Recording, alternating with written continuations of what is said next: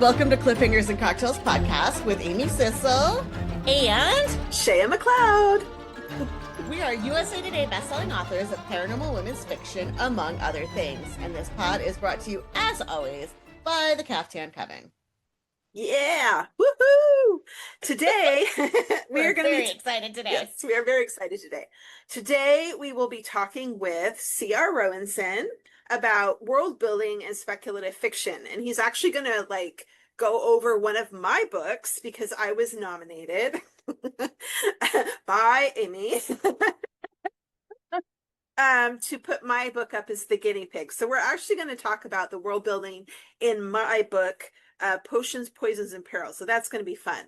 And it's really fast. Yeah. Yes. Pause. Go read it. Pause. Go read the book and come back. Yeah. It's free. So we'll just write as of the recording of this podcast, it's free. So yeah, it's really fascinating. I mean, we had a great time. We kind of blew through our time schedule because we were having so much fun, but we are going to go over some cool stuff and also the usual witchy things and general shenanigans.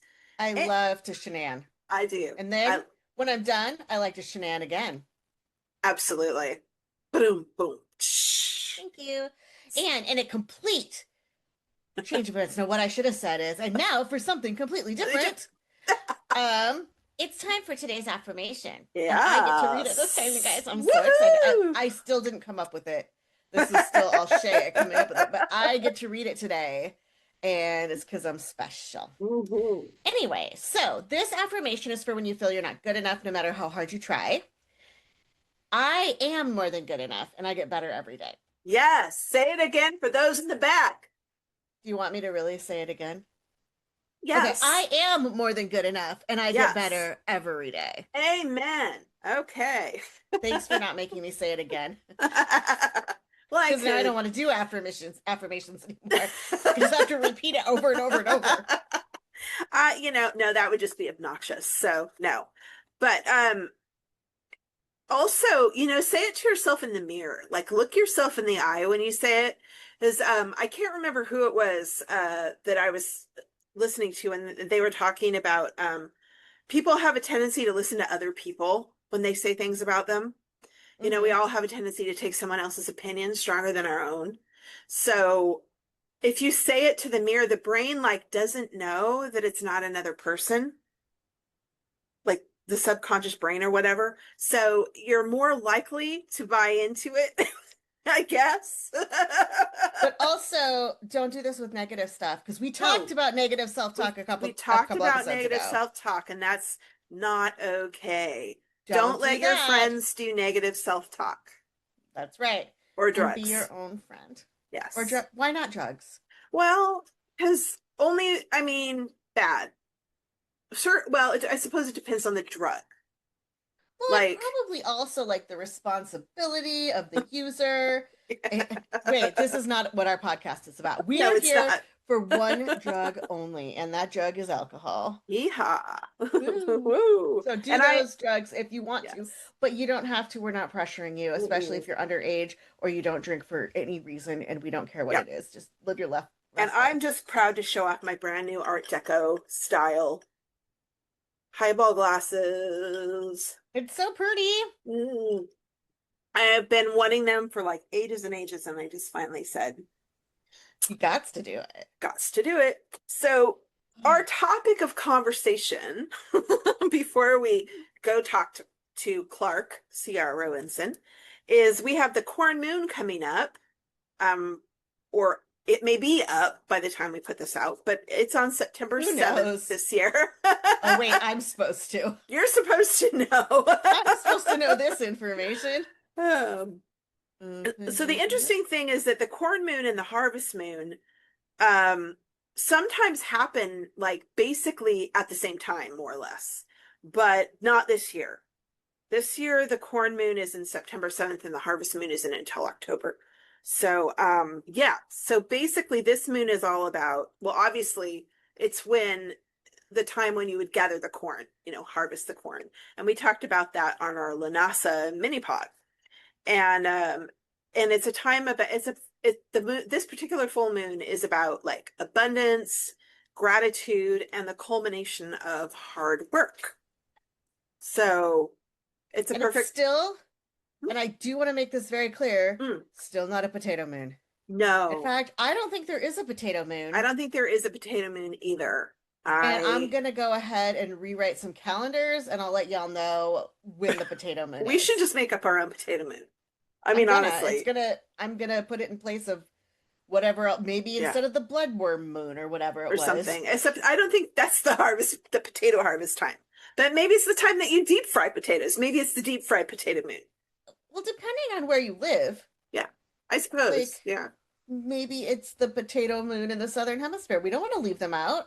True. I know when their Christmas is.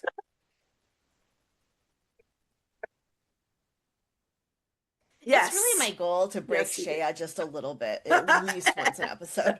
And you do so well at it. Well, for this not potato moon, it's a perfect time to make a gratitude list or make an abundance spell or spell jar.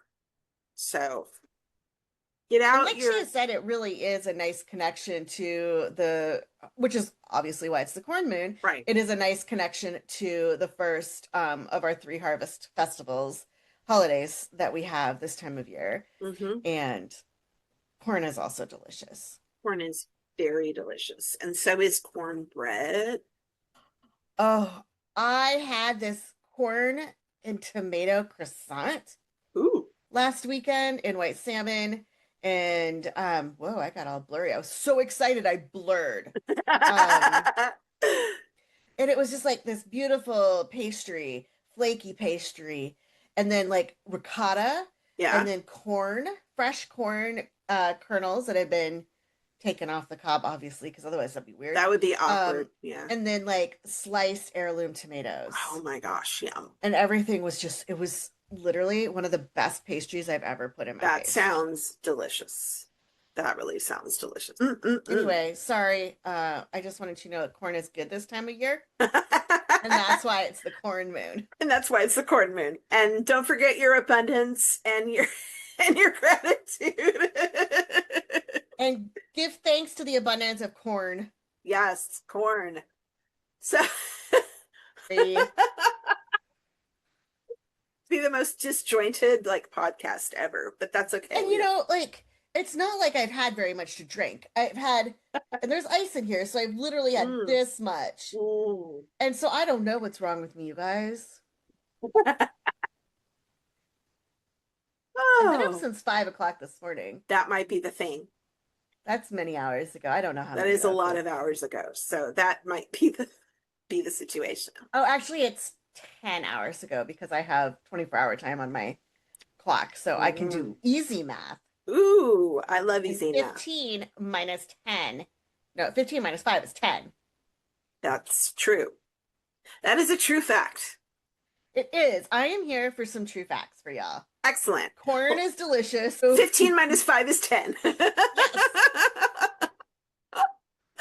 bow in honor of my mathing skills. We're not worthy. They'll tell I was a financial analyst for a long time. Oh, wow. You walked out the door of that job and immediately forgot everything you knew. I just did math and I did it correctly without a calculator. I'll have you know. Yes, we're very impressed. If I get Shay at a silent laugh 3 times in one episode, do I get a prize? This one doesn't count. No, but if you get me to snort, maybe. Ooh, cool. Hashtag. That's my hashtag.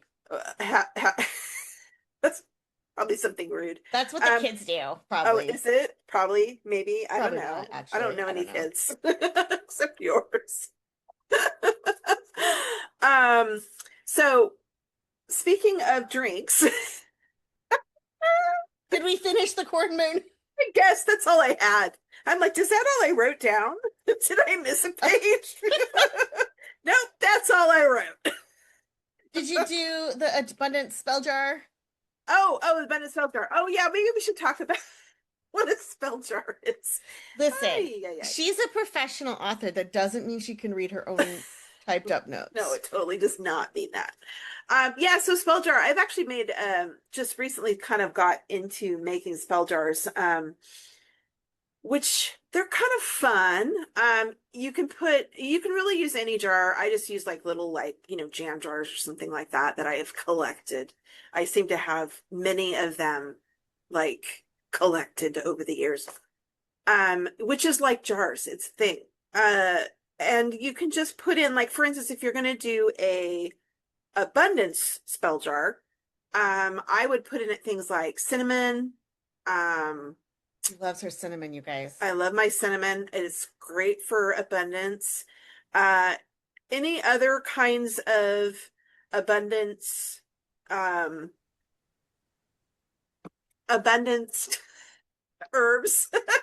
Herbs and spices. How many cocktails did you have before we started? This is the only one. This is the first one. Apparently there is more vodka in there than I realized. But you could put, like, obviously you don't want anything that's going to go bad and rot, so we're talking like dried herbs and spices are good for this. Some people do put fresh, but I'm like, you're going to have it in the jar and the jar's closed. So to me, that's like, so it's not going to air dry out because the moisture will come out of it and make it wilty. So I personally go with dried herbs and spices. So I'll pick the spices and herbs that go with abundance, cinnamon being one of the great ones, but there's plenty of others.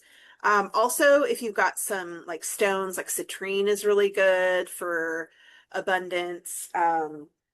Different that's the only one I can remember off the top of my head. My mind is just going like punk. I don't know if I'm not getting enough sleep lately or what's going on, or if it's a perimenopause, mind funk, or what the heck is happening here. But wait. I can help. Oh, yay. Somebody with the Google. No, I'm just yeah, I can't help. Oh, you can't help. Great. No, I thought that we talked about it at one time, but we have. in my other notes that I have open. We've talked about it before. No, I just thought it was in the other notes I had open that I was just going to flip over there and be like, let me read you this little thing I just have right here. Yeah. So Aventurine? Aventurine. Yes, that's the one I was trying to think of. Aventurine is a great one for abundance attraction, money attraction. Bay leaf also is a really good money attractor. So you can put those things in. You can put some coins in, like, whatever kind of coins. If you want to put a candle in there, you can put a candle in, like a green candle. I don't usually put in a candle because some people will actually like burn the candle in the jar, but I don't tend to do that. Basically, so you just put in whatever floats your boat, and you can write your intention on there, like, what you want to attract, what kind of money, what amount maybe that you want, or what you're wanting to attain with this money. Maybe it's money for a trip. So you're going, I want a trip to Las Vegas. And so I want to attract the funds to go to Las Vegas or Paris. Paris is better, but that's just me. You could go to Paris, Las Vegas. Best of both worlds. There you go. Right? Oh, yeah. Not right. No, you're not. But wherever you want to, or if you need to buy a new car, or you want to pay for school or whatever, whatever intention, you can write that down and put that in the spell jar as well.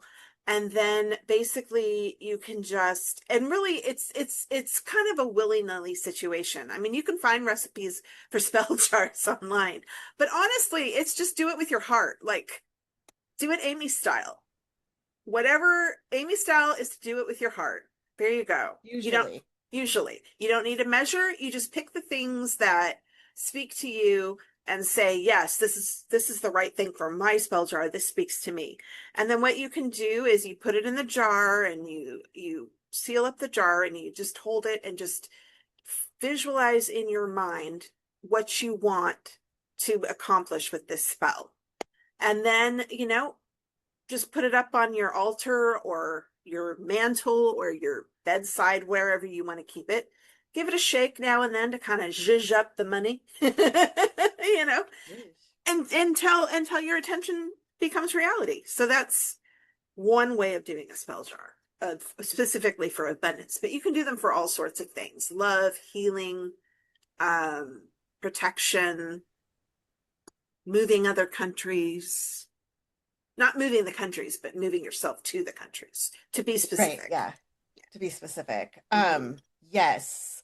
And I was gonna say, like, just as always, just that reminder that there is no one true way.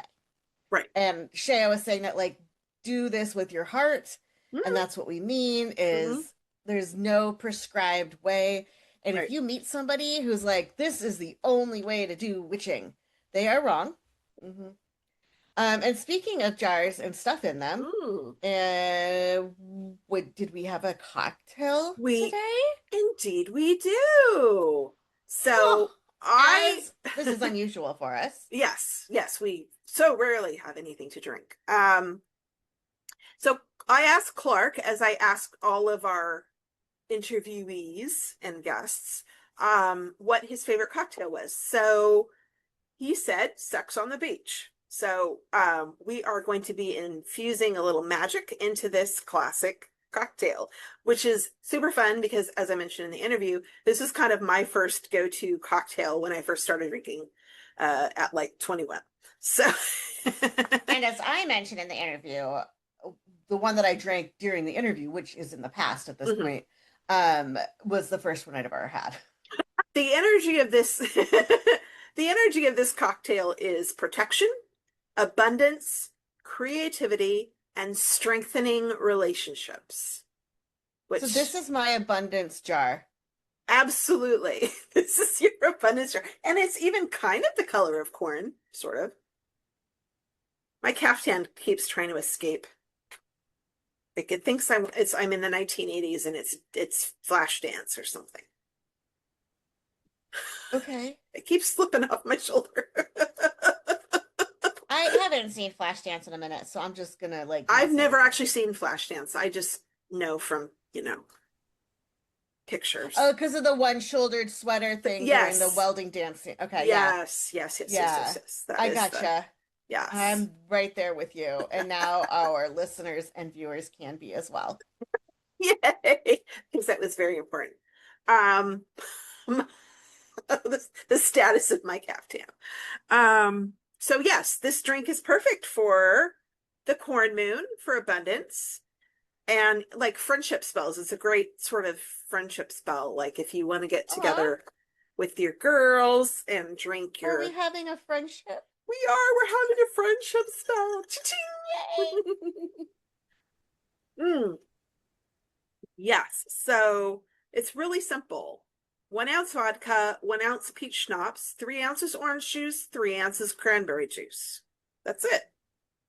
And you can either shake it in a cocktail shaker or just dump it in the glass and give it a stir, which is what I do, because why dirty one more thing? I measured everything in a measuring cup, and then I gave it a stir, and then I poured it on top of ice. And this time I measured with my heart. And I measured with measurements and like ounce markers, and I did it all. I did it all right with the proper measurements, and we're having a Freaky Friday moment. We are absolutely having a Freaky Friday moment. The vodka has the essence of the protection, purification, resilience, which I love. That's always one of my things: resilience, strength, and connection. The connection is what makes it such a good base for any spell work having to do with family, friends, that sort of thing. Peach schnapps. Now, schnapps in and of itself doesn't really have necessarily any magical properties, but peaches, and I'm sure peach schnapps is 100% real peaches, but we're going with the vibe here of love, abundance. I'm sure it is. Yes. Especially the one that I bought off the bottom shelf of the liquor store. Absolutely. Because if you don't have fresh, store-bought is fine. Love, abundance, protection, divine feminine energy, and cleansing. And then, of course, your orange is the joy, abundance, creativity, and vitality. Brings It's on a a very lot. sunshine fruit. Yes, yes. Which is kind of fun this time of year because yeah. we're like headed towards the fall equinox, and the sun is slowly starting to have fewer and fewer hours here in the northern hemisphere, and more in the southern hemisphere. But when they're moving towards the same season, yes. Yeah, it'll be that, and then it's like here's our last big tastes of sunshine. Yes, we're just bringing in all that wonderful energy of the sun. It always just has such a big energy to it.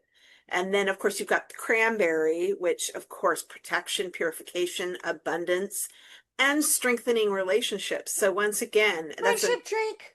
Friendship drink. Cha-ching.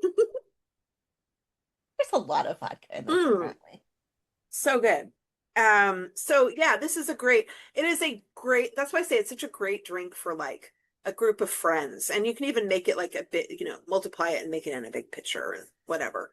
So, but with that divine feminine energy and the strengthening of relationships and then you've got the creativity and the vitality and the resilience, and it is just so much magic that you can channel through this drink. And I have to tell you, I am never going to have another one unless a future guest tells us that this is their favorite drink. I do not like the peach schnapps. It is peach season as well as corn season. Yeah. And tomato season. So, well, should we go talk to Clark? And berries. Sorry. You want me to list all the stuff that's ripe right now in the Pacific Northwest? Maybe we should go talk to Clark before we really go off the rails. Okay. All right. Well, we're going to go talk to Clark and have an amazing time. And I hope you enjoy this because we sure as heck did. Today we have with us Clark Rowenson, who I met through the delightful Joni Kane. Welcome, Clark, to the podcast. Thank you for having me. Good to have you. It's going to be really fun today. So, because we're going to talk about magic systems and fruity pebbles. So I'm going to read Clark's bio here. Amy's face is like, fruity pebbles? What? Fascinated by magic since pine cones could be fireballs. Oh, you sound like my brothers. Clark R. Rowenson is an award-winning author, blogger, and writing coach that studies magic building like others study oil painting. His prime directive is, love it, is to help all kinds of storytellers anywhere their stories step beyond reality.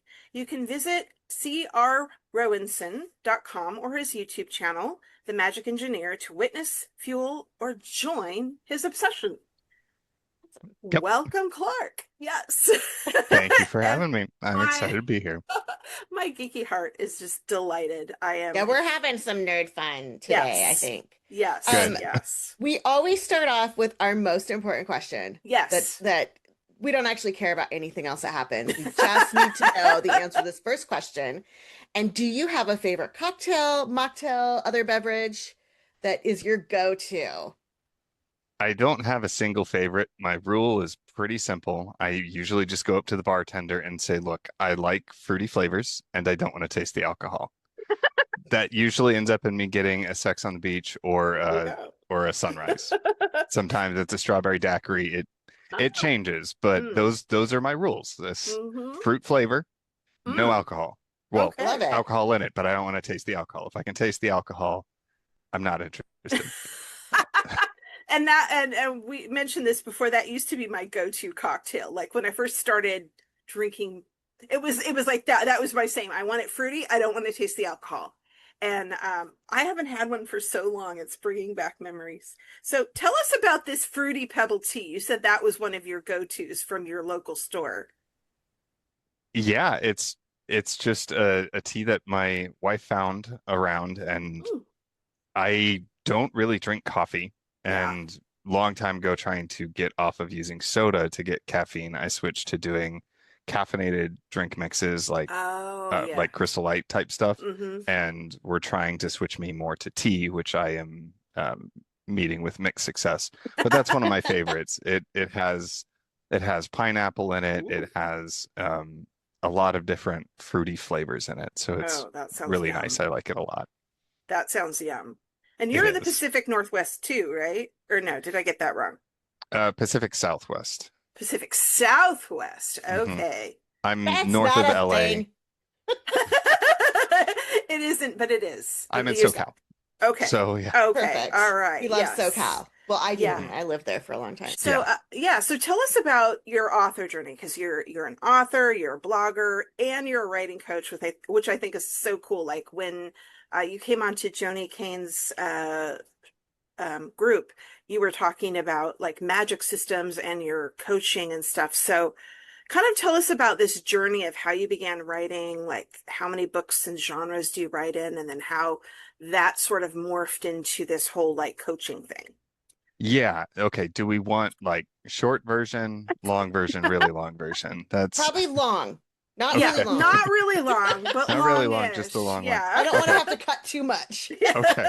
So as the bio says, this is actually something I was really self-conscious about when I started getting serious about writing, because there's a lot of writers out there who, when you ask them how long have you wanted to be a writer, their answer is, oh, I was born with the typewriter in my lap writing my first book.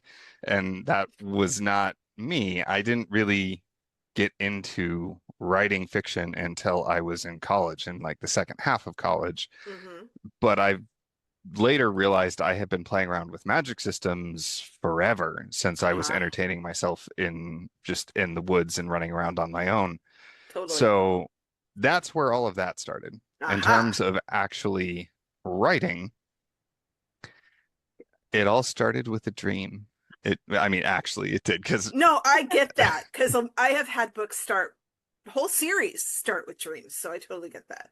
So I was hanging out with a bunch of friends, and we were being our nerdy selves and going into these really deep get to know you questions with a nerdy spin of like, if you could wield one avatar element, which would it be and why? Like, which one is the best match to your personality? Not just which one do you want, which one would, if you got it based on who you were, which one would you get? And things like, what superpower would you have and why and how would it work? Okay. And we were up until like 3 or 4 in the morning talking through all of this. So when I finally went to bed, I was in the middle of my chemical engineering and chemistry degrees at this point. So my brain combined everything from that conversation with everything that I had been studying and gave me one of the most detailed dreams I've ever had, where in the dream, I woke up the next day and everybody had superpowers. And it was kind of a pseudo-apocalypse thing, but it meshed all of the science I could think of. So I had telekinesis. And I told my friends, like in my dream, I woke up and I spent like the first 2 hours just in my room moving stuff around, giggling like a maniac. I think that's what you do. Yeah, that's you do. What I do. Absolutely. But the telekinesis involved like 4 specters, and one of my friends could do shape shifting, and that involved a bunch of density calculations and stuff like that. So then I was really excited about this. I went off and I was telling them all about it, and they were very patient for a while until they said, Clark, just shut up. Please shut up. Tell you what, if you write it down, we will read it. So I spent a bunch of time writing down how all of this magic worked, how all these powers worked, and then they didn't read it. I mean, I was gonna say they didn't read it, did they? Jerks. One friend did, and she thought it was a real page turner, but she's also one of those people who reads doctoral theses for fun. So that should tell you the style that everything was written in. So there's nothing wrong with that, though. Well, you were in university, to be fair. yes. So it was very much that level of detail. So at that point, I thought I would be clever and said, I'm going to write stories that have these powers in it, because then people will want to know all of this extra information.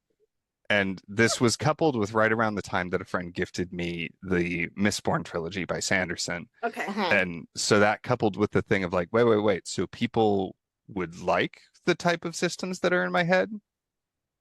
Okay. 100%. So then I dove into writing. I got a couple of starting books on writing. I was watching a bunch of YouTube channels. I found a local writing group and got rolling with that and moved over to California at that point when I finished college, met some other writers, started doing nano, things like that, and was trying to figure out like, okay, I need to start building a platform. apparently that's something everybody needs. So I started a blog where I was just talking about a bunch of different writing stuff. And in the writing group, we would be helping each other out, working on plot and character. And as the years went by, more and more, they started saying, this magic system stuff you help us with, I don't see that anywhere else. You need to talk about this more. You need to start teaching about this. And they were also the ones who were like, you're also really good at helping us sort out our story problems. You should do coaching. And you're like, what now? I didn't feel qualified for at all, right? But, you know, they were, and my friends were great. One of them was like, okay, I know you don't believe in yourself, but I have like 30 books out. Some of them have sold really, really well. And I am telling you, whether you have the credentials on paper or not, you have the skills to do it. So you should do it. So that's how I started doing that. And I did that for a while. I got to a point where I was doing way too much stuff because I was trying to do the fiction. I was doing the nonfiction. I was also on a podcast with my friends. I was doing Toastmasters. I was newly married. So many things all at once, and I was burning out. All of the things. Yeah. So I was doing, and that was like half the things that I was doing at that time. I was doing way too much, and I was burning out hard. But I realized that I couldn't keep doing the fiction and the nonfiction at the same time. Not while I had a job and, you know, a life and friends. If I wanted to give up some of those things, maybe, but I didn't. So I thought about it, did a bunch of soul searching, and realized that I really like helping people. And I just wanted to see cool magic systems in more stories. I genuinely don't mind if they aren't mine. Obviously, I want to do my own as well, but them being mine wasn't as important to me as helping them exist. Right. So I focused on the nonfiction. And that's when I wrote, well, I started with Restrictions May Apply, which is a ebook only right now, but it is a workbook designed to help you build limitations for your systems. Then I wrote the Magic System Blueprint. There we go. I have a copy right here. Whoop, can we see it? There we go. Started going on podcasts, trying to present at conferences, because I finally admitted that I am crap at social media and it is painful and awful. And it's better for everyone, if I just don't do it. So I have, since then, I have been focusing in on this kind of stuff. I really prefer this kind of stuff. It's more fun for me. It's more fun for everybody involved. It's easier, I think, to kind of get because it's so involved. Magic systems in general, but like all your information, it's really hard to get across concisely on social media because it's like, look, here's a graph and there's Stargate on it. Like, you know? So that, and through the process of going to the conferences and stuff like that, I ended up getting connected with LMBPN and Michael Anderley. And then a little bit later, he asked if I was interested in writing lit RPG, because he said, you do the magic system and RPG stuff that I'm not interested in. Do you want to do that? So yes, I want to do that. So the past year and a half, 2 years, has been nothing but working on this trilogy with Michael Anderley, and book 1 is called Spawn Point and is going to be coming out in October. Awesome. Yay. Cool. Well, you'll have to let us know when that's out so we can add the link to the show notes. It is on pre-order for Kindle, which I can get you.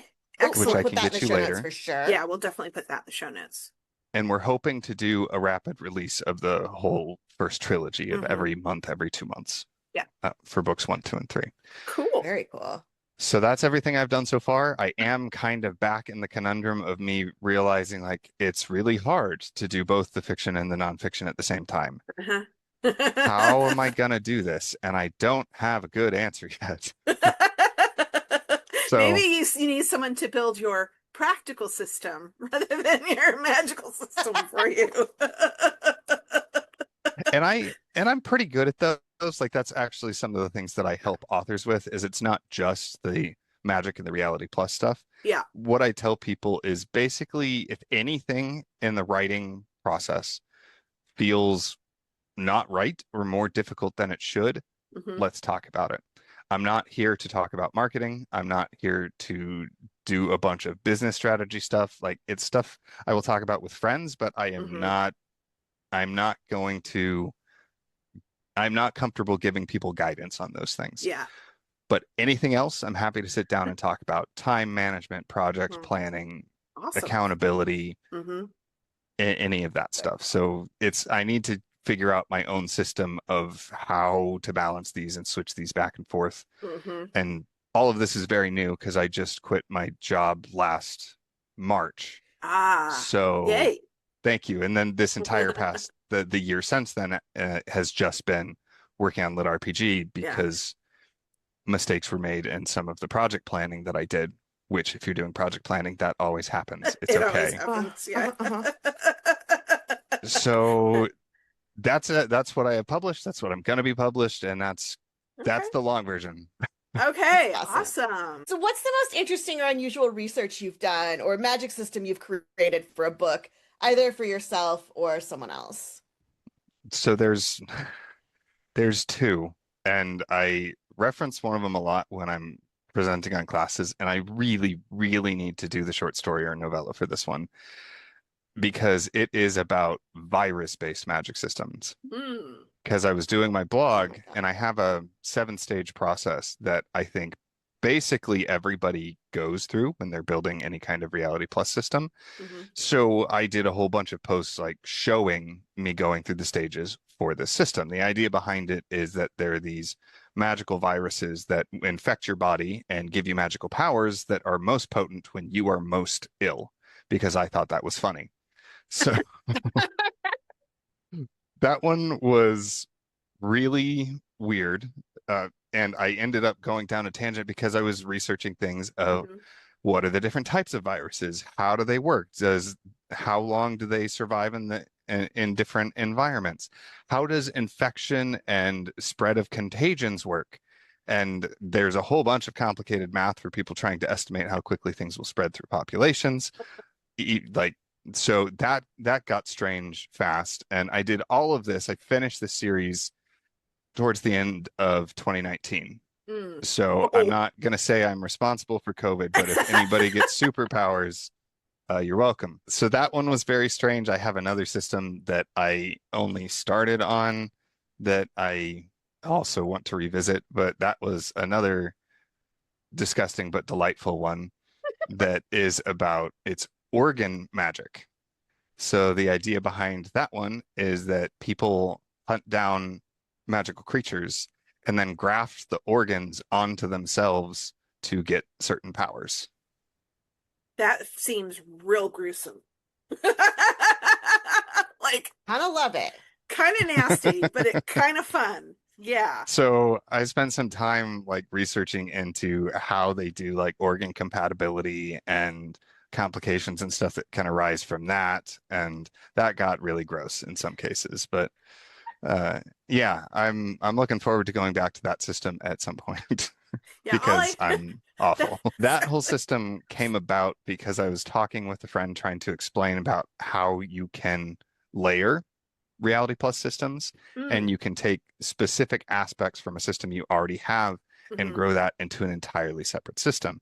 So that entire system with the organ magic only works because the people actually have this one special magical talent. And that is what allows them to integrate with the organs. But then on the surface, when you're looking at everything, that doesn't seem like that's the system. It seems like the system is all the organs. But this whole system is entirely enabled by this one trait that these people have that is a small piece of one of the superpowers that I originally created with my friends. Aha.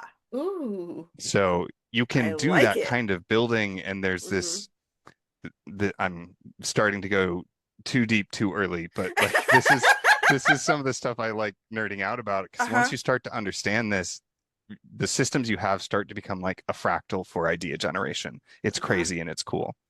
Oh no, that's all I need is more ideas. It is also a problem, yes. Yeah. Although I have to say that I kind of that the book that I gave you, Potions, Poisons, and Peril, who doesn't have that book? I mean, right? That originally started life as a spin-off of, it was like a paranormal romance spin-off of my very first series, which was Urban Fantasy. So it had that magical system in it that I had developed. And of course, I develop magical systems off the seat of my pants. Like, I'm just like, I go with the flow. And does that work? Oh crap, I just wrote myself into a corner. Well, that's fine. I'm going to create more magic. So yeah, that's kind of how I roll. Oh God, my first series is a mess of it. Someday I'll go back and fix the magic systems when I have time. When I have time. Yeah, that'll never happen. But yeah. But yeah, those were probably the most interesting things that I was repeatedly being like, I hope nobody can dig up the search history. This is weird. We are all definitely on a list somewhere. In some dark basement where men in black lurk. They just have the writer archive where it's just a warehouse that's just full of all of the people. They're like, these are either writers or psychopaths, so we just have to watch them. It's fun when it intersects. So how do you help? What's like your process for helping authors with their world building? So generally, when I'm working with a coaching client, it starts with just a lot of listening, right? I just ask them like, what's going on with your story? Tell me about this here. I'll be asking clarifying questions. So if I was working with, I'm always going to butcher your name because I want to say Shay, but I think it's Shia, right? It's Shaya, yeah. Shaya. So like both were wrong. But Shaya.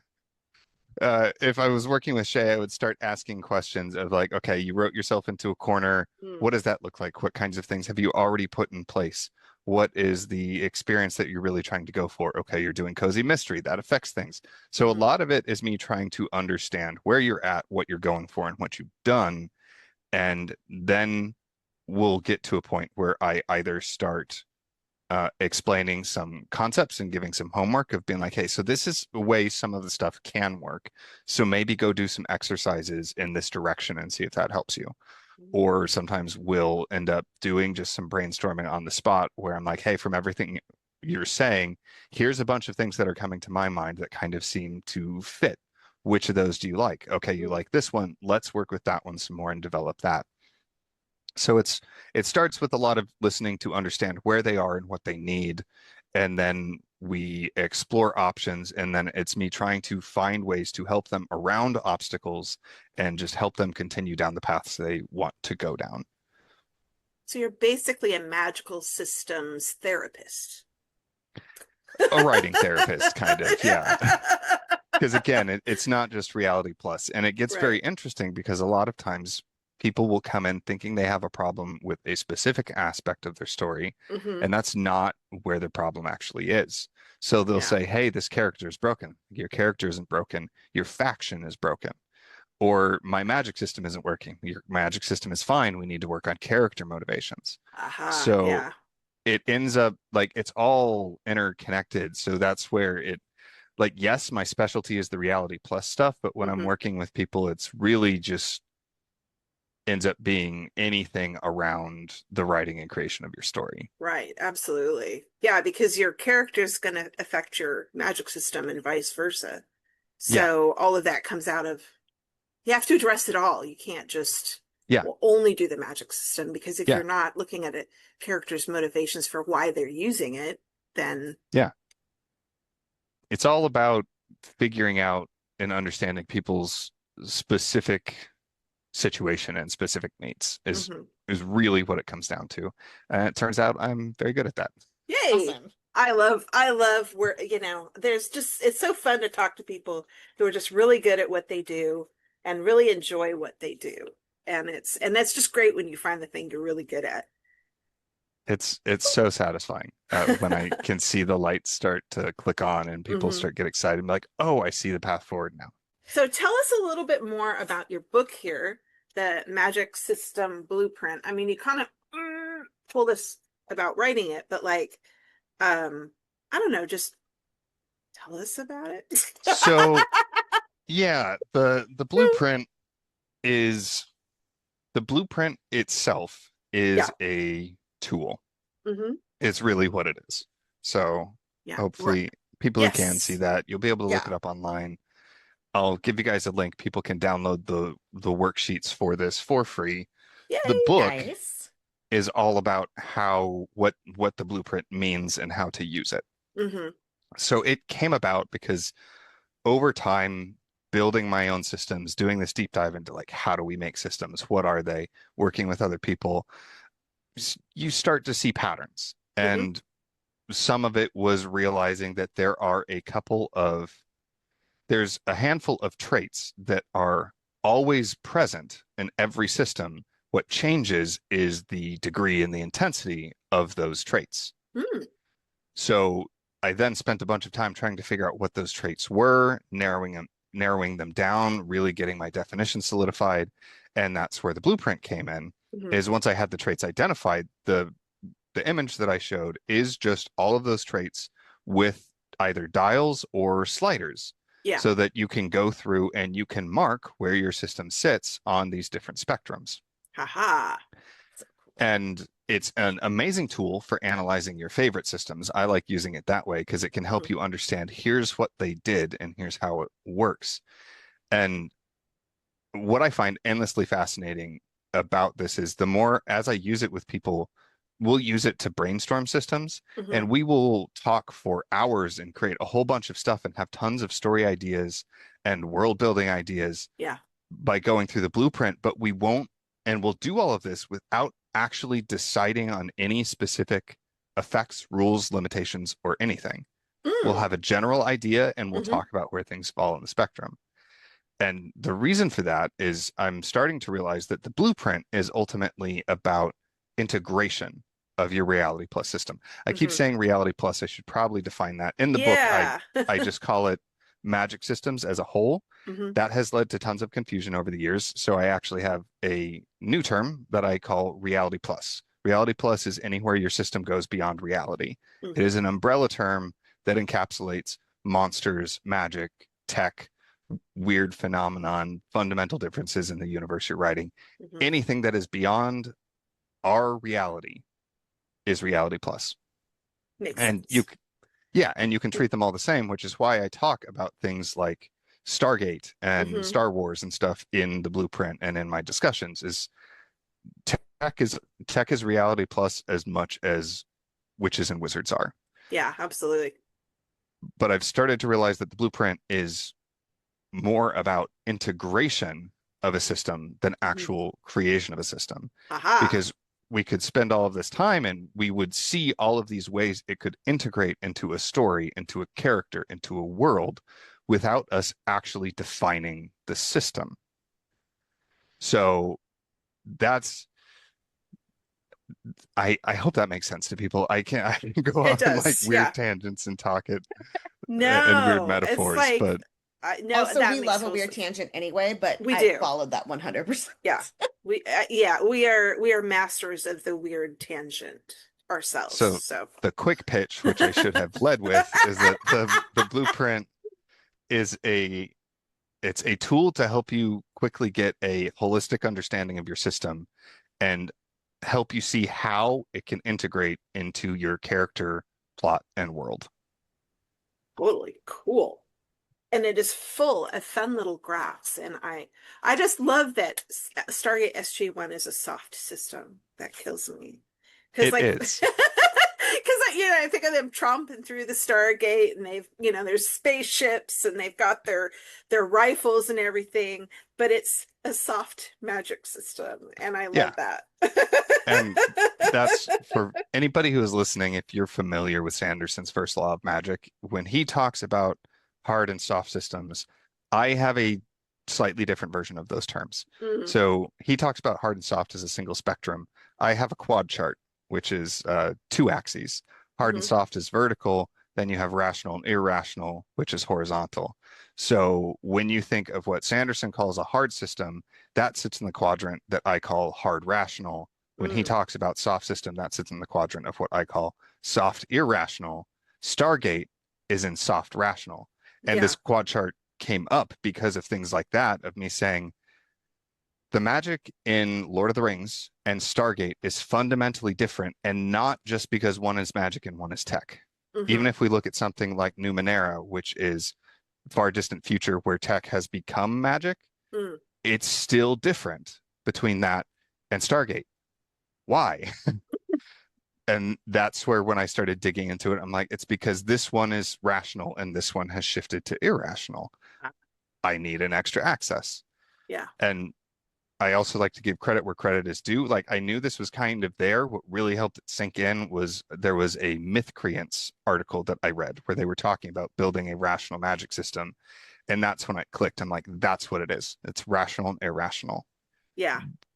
That makes a lot of sense.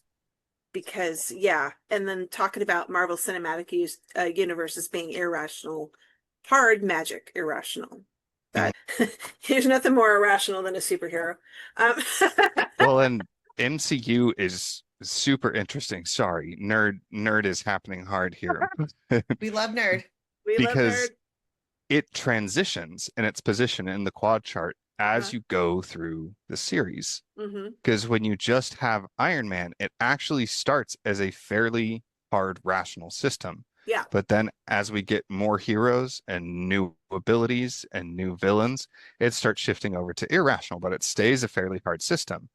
But then as we continue through phase 1, phase 2, and phase 3, it starts drifting down into soft as well. So by the time we get to the end of Infinity Wars, we have gone from a hard rational system with Iron Man to the full MCU, which the entire universe is a soft irrational system. So that's wild. It's fascinating. Thinking about that, I can actually kind of see that. Yeah, because then we get into like all kinds of weird stuff, and you're going, how does this even make sense, let alone work? Yeah, and it's not a problem. That's just what happened. It's just what it is. Yeah. And I like talking about that because once you know that, you can start to do that with your series. You can start with something like Lord of the Rings and then over 9 or 12 books, shift it slowly so that it's in the hard rational quadrant to parallel a Sanderson system. You could do that. Yeah. But yes, that's a bunch of stuff about the blueprint. It's one of those really things. Cool. The more I work with it, like there's plenty of times I'll be talking through with people and I'm like, who wrote this? Because I think they were a lot smarter than me. I'm not sure. I'm not sure how I did this because this is really cool. Hi, this is editor Amy, and I just wanted to let you know what happened to the rest of this interview. It did seem like a bit of an abrupt end, but Clark was just way too interesting for us, and we ended up having an interview that was twice as long as we typically do. So instead of letting that go all the way through, I'm splitting it in half. So in our next episode, you will get to hear the rest of that interview where we talk about Shaya's book and her magic systems. So apologies again for splitting that in half all awkwardly, but hooray, we get to have more Clark next time.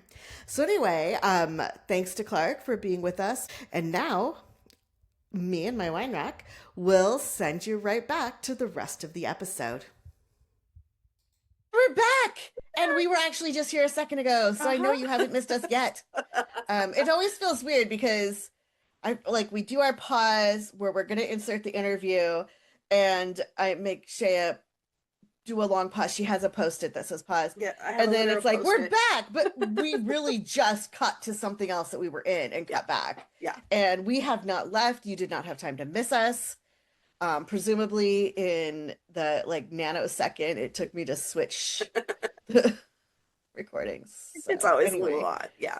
Yeah. Sorry. So, I don't know. God, we're goofy today. We are really goofy. I don't know. There must be something in the water or the air or the vodka. Blame it on the vodka. Always. You're going to pull an Oracle deck from your new deck? I think it's a new deck. Oh, no, it's not new. I've had this one for a while. Okay. It is, however, my current favorite Juliet. It's stuck. Why is there's this cute little ribbon in here to help me pull out the cards. But I was pulling on the ribbon instead, and it So I've had this deck for a while, and I really like it because it's more than just an oracle deck. It's a guidebook for journeys, and there's different ways you can do it. There's three different paths that are part of this deck, and so you can draw one card from each path, and it will kind of tell you where you're headed. Oh, cool. And it is a really cool deck. It's called The Rooted Woman, and the cover of it is like a beautiful dryad, and she's mossy and green and dancing. Love it. And like her roots are kind of twirling around her like a skirt. Nice. And so it's by Sharon Blackie. Okay. And the three different card groups are places, allies, and the journey itself. Oh. And then there's two focus cards, the Rooted and the Peregrina. And it's so beautiful. And I wish I could read this whole book to you guys. But it follows kind of the heroine's journey. Oh, cool. We hear about the hero's journey a lot. Yeah, but this is a little bit different. So it encourages you to ask for guidance around or insight into a situation or that you're wrestling with, or the stage of the heroine's journey you're currently working through. Okay. And it's really based a little bit on how the traditional Greek oracles told the future. And I would love to sit here and do like a full scale reading for y'all. And maybe I'll do something like that in the next couple of weeks, just as like a little short. That would be a great like mini pod or something. Yeah, totally. Or we could do a mini pod on it. We have mini pods. Go listen. Yeah, let's go listen to mini pods. Or watch whatever. Both at the same time. If you're on YouTube, both at the same time is like ideal. So I'm not going to separate these out into the three different journeys or the three different subjects, because I'm going to do a single card pull. Okay. And just let that tell us where we are at today. Yes. But I could talk about this deck forever. and ever. It's my favorite. It's so pretty. Alrighty. So I drew the cairn. Portal to Mystery. I do love a cairn. And it shows like, a feline. Feline walking into a tomb. So this is obviously one of the places in the journeys. It's the portal to mystery. And it says at some point, or indeed at many points along the journey of our lives, we'll find ourselves experiencing a sense of awe or otherness, which arises from some inner necessity burning brightly at our core. If we're willing to apprentice ourselves to these teachers, these feelings, we can find ourselves consumed by questions about the ultimate truth and the meaning of our existence. These are not questions that have easy answers, and perhaps the heart of the question actually lies in pondering the question itself. The mystery of life and our place in it is something to sit with, not to solve.